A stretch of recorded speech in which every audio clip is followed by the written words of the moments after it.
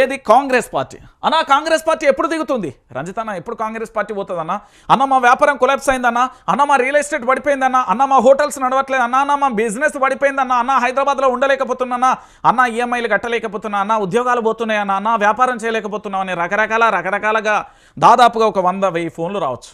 ఎందుకు రేవంత్ సర్కార్ 15 నెలల కాలంలో జరిగిన పరిపాలనలో ఏ ఒక్క వర్గానికి కూడా లాభం చేకూరలేదండి. ఇది వారు ఒప్పుకున్నా ఒప్పుకోకపోయినా పచ్చి నిజం. తెలంగాణలో వ్యాపారం డల్ అయిందనేది వాస్తవం. పైసా అసలు మార్కెట్లో దొరకట్లేదు, ఇది వాస్తవమైన విషయం.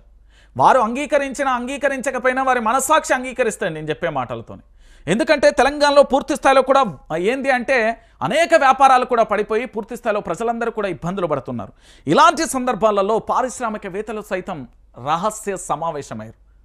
రేవంత్ సర్కార్ను పడగొట్టడానికి పారిశ్రామికవేత్తలు సిద్ధమయ్యారు. ఇది మీకు తెలుసో లేదో బీఆర్ఎస్ పార్టీకి సంబంధించిన కీలక నేత మాట్లాడినమాట. పైసలు ఇస్తాం, కాంగ్రెస్ ప్రభుత్వాన్ని పడగొట్టమంటున్నారు, అవసరమైతే ఎమ్మెల్యేలను కొనమంటున్నారు, బిల్డర్లు పారిశ్రామికవేత్తల ఖర్చు భరిస్తామంటున్నారు. ఎమ్మెల్యే కొత్త ప్రభాకర్ రెడ్డి సంచలనమైన వ్యాఖ్యలకు సంబంధించి చూద్దాం. ఒకసారి కొత్త ప్రభాకర్ రెడ్డి ఏం మాట్లాడిండు. కొత్త ప్రభాకర్ రెడ్డి చేసిన ఈ వివాదాస్పదమైన కామెంట్స్ కావు, ఇవి వాస్తవమైన కామెంట్స్. Note this point. నేను చెప్పే మాట ప్రతి మాట కూడా అక్షర సత్యం.